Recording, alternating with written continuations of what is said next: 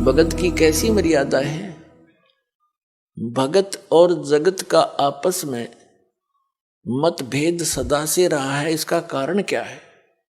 इसका कारण यह है कि भगत की परंपरा मर्यादा जगत से भिन्न बन जाती है और जिन परंपराओं को लेकर वो पहले समाज में चल रहा था, इतने वजन को उठाकर इस भक्ति मार्ग पर प्राणी चल नहीं सकता।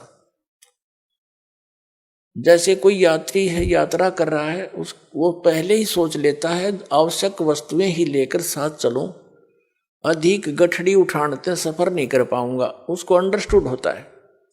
तो वो ज्यादा नहीं बांधता, एक थैला छोटा सा काख में टांगा, आवश्यक वस्तु डाली और सफर पर चल पड़ता है। जो भक्त बन गया वो परमात्मा के मिलने वाले मार्ग पर चल पड़ा, और जो भक्त नहीं बना वो वहीं बैठा अपने घर पे, वो उस वस्तु को प्राप्त नहीं कर सकता। तो उसकी मर्यादाएं कुछ अन्य हैं, उनसे हटकर हम अपने सीमित करके इस सफर पर चल सकते। तो इस प्रकार जगत और भगत की आपस में मतभेद बना रहता है कि ये तो ऐसे भी नहीं करते, ये त्योहार भी ना मनाते, ये तो दहेज भी ना देते, ये लेते भी को नहीं। तो इस तरह के हम नहीं कर सकते, क्योंकि हमें ज्ञान हो गया कि आज हम किसी से लेते हैं, कल देना पड़ेगा। तो क्यों सिर में दर्द करे फिर देने के लिए? जैसे आज कोई रिश्वत ले रहा है किसी से, 5,000 10,000 20,000 ले ली, और वो उसने देनी पड़ेगी फिर उसको आगे चल के अगले जन्मों में। अब परमात्मा आदरणीय गरीबदास साहिब जी कहते हैं, तुमने उस दरगाह का मैल नहीं देखा और धर्मराज के तिल तिल का लेखा। बता, कहते तुम इसलिए गलती करते हो, तुमने वो स्थान ना देखा जहां पर फैसले होते हैं इस भगवान के सत्र के। तुमने उस दरगाह का वो मैल नहीं देखा, धर्मराज के तिल तिल का लेखा। ये बालकों का खेल है। एक तिल यानी एक जरा सी भी कोई आपकी वस्तु है, आपस में वो लेन देन किसी भी जन्म में हो, चाहे 1000 जन्म के बाद हो, आपकी वो पूरी करनी पड़ेगी। आज कोई रिश्वत ले रहा है, अगले जन्म में वो दामाद बनकर लेगा उसका और पैसा ले जाएगा, और फिर मृत्यु हो जाए मन माने, वो पैसा भी गया, लड़की दूसरी जगह ब्याहनी पड़ेगी। तो टूट गया कहर उसके ऊपर। हमारे सामने जितनी भी ये आपदाएं आती हैं, ये पिछले संस्कारों से हैं। इसको समझने के लिए एक उदाहरण है। हम इतने गिर चुके हैं, इतना सतर गिर गया हमारा, हमने सिर्फ ये संसारिक भौतिक सुख दिखाई देते हैं, नथिंग एल्स। और इनके पाने के लिए, यहाँ की सुख की फोकट महिमा बनाने के लिए हम कुछ भी आगा पीछा नहीं देखते। एक व्यक्ति का विवाह हुआ, एक पुत्र उत्पन्न हुआ, उसकी पत्नी की मृत्यु होगी, उसने दूसरी शादी की, 10-12 वर्ष के बाद दूसरा पुत्र हो गया, वो स्वयं भी मर गया, उसकी पत्नी भी मृत्यु को प्राप्त होगी। अब बड़े लड़के का विवाह हो चुका था, छोटा भी बालक था, 10-12 वर्ष का, 13 वर्ष का। तो क्या हुआ, वो छोटे वाला बीमार पड़ गया।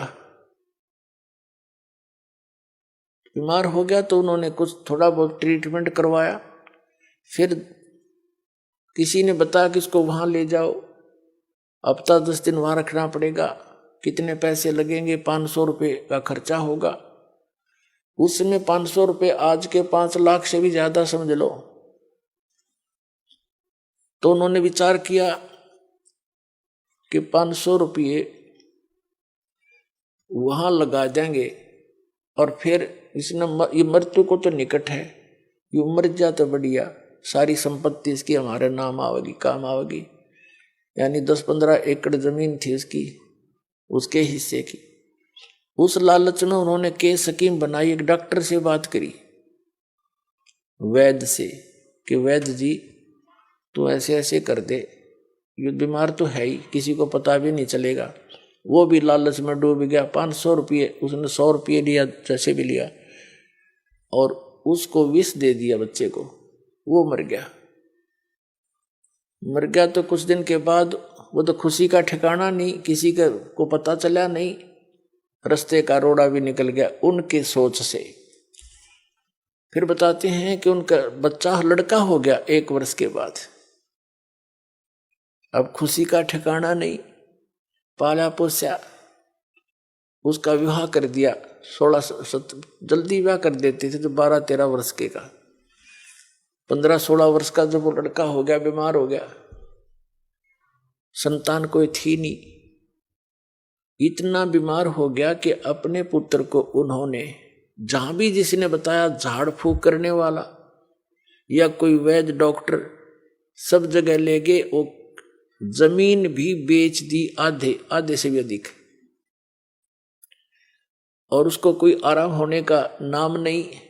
एक दिन वो उसका पिता बैठा, लड़का लेटा हुआ चारपाई पर, कति अस्थि पिंजर शेष था। तब उस लड़के ने कहा कि भाई साहब, अपने पिता की तरफ मुंह करके कहा, भाई साहब। अब उसने सोचा तो कति इसकी बुद्धि भी खत्म हो ली, मुझे भाई कहने लग गया। कहा कि भाई साहब मेरी लकड़ियों की व्यवस्था कर ले और एक कफन तैयार कर ले। वो कहता है बेटा मैं तेरा बाप हूं, मैं तेरा पिता हूं, भाई नहीं हूं। बोला नहीं तो मेरा भाई है। अरे सुन ले राम कहानी, मैं तेरा वही भाई हूं जिसको तूने विष देकर मारा था। और किस लालच में कि यह संपत्ति तेरे नाम हो जाएगी। यह संपत्ति भी मेरी आली सारी तूने बेच बेच के मेरे ट्रीटमेंट पर लगा दी है। अब केवल तेरा मेरा हिसाब एक कफन और लकड़ियां का रह रहा कर ले त्यार। तब उसकी वह बुद्धि के सक्रिय खुल गए।